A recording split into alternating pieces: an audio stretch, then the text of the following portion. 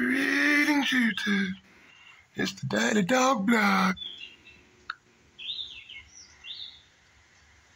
Mr. Cornette, as a fellow fan of comics, I've often thought about what heroes would translate over to wrestling and vice versa.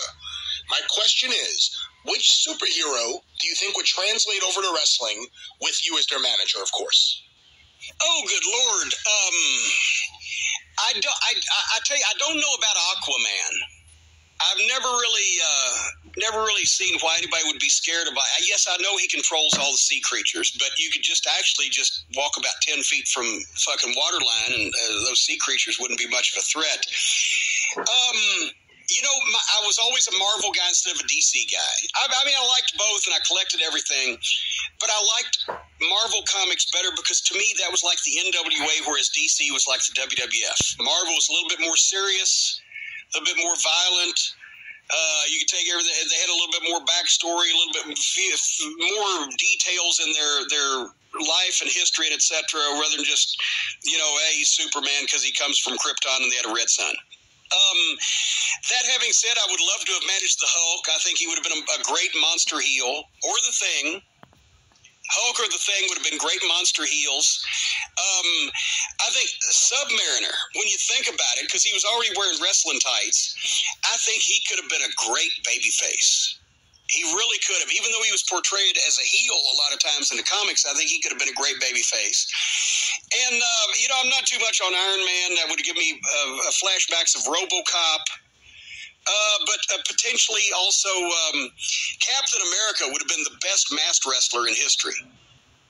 And we sort of had that with the Patriot, but Kevin Dunn didn't want him to get over. So, the Hulk and the Thing, let's go for the monster heels that are just going to kill, crush, destroy, smash, etc., etc.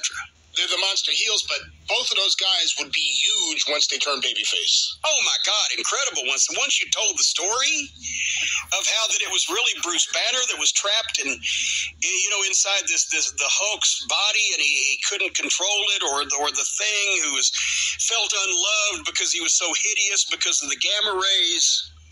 Oh my God, there's 3-4 year programs with those guys. It's fun to think about this, the idea of comic book characters in wrestling.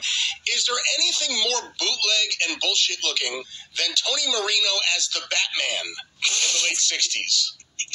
With 2 T's in Batman, so there's no fear of lawsuits and trademark infringement.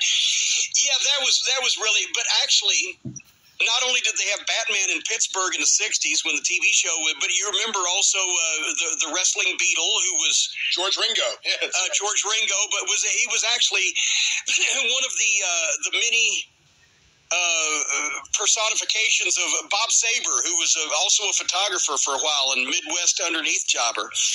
But Lawler was a big comics fan, and not only did he like the horror movies, that's why we had Dr. Frank, and actually Lawler didn't even invent Dr. Frank. Dr. Frank was an invention of Tennessee years ago, and he just revived him for a while. But we had Igor and the Colossus of Death and the Prince of Darkness, but also we had Spider-Man.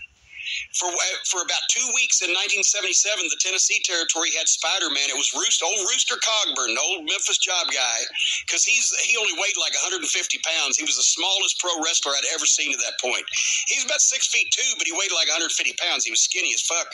So they put him in the Spider-Man costume, and Lawler did this big introduction. I still have this on tape, as a matter of fact, where he's talking about the great new wrestler coming soon, and meanwhile Spider-Man is doing his Spidey thing behind him in the hallway of the Coliseum. He's from one doorway to the other. He's kind of creeping and prancing and jumping and leaping and whatever the fuck. And finally, and Lawler says, and he's going to be right in your arena this week. And suddenly Spider-Man appears right next to him. And he's, hey, it's Spider-Man. And Spider-Man came and went in about 10 days. I know there was one in Detroit, but didn't Memphis also have a Darth Vader?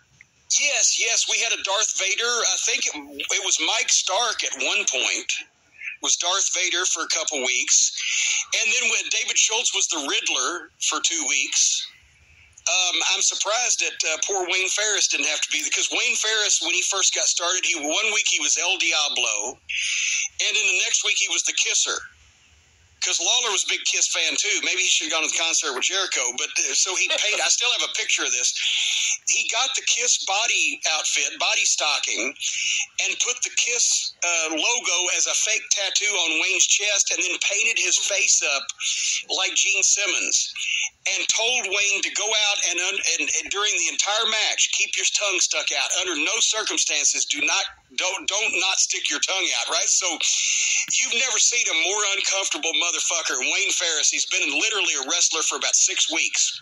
And he's out there painted up and dressed as Gene Simmons and trying to have a match and take bumps while keeping his tongue stuck out.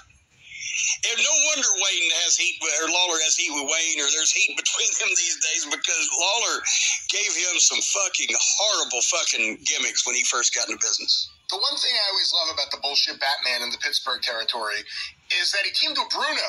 Because here's Bruno, who, like, refuses to work against Benji Ramirez the Mummy. He's like, oh, people won't believe a mummy, but I will team with Batman. You know, it's so stupid. But he was a paisan. That's right. He was the most Italian-looking Batman you'll ever see. Yeah, and he was a friend of Bruno's. So, and Batman was big on TV.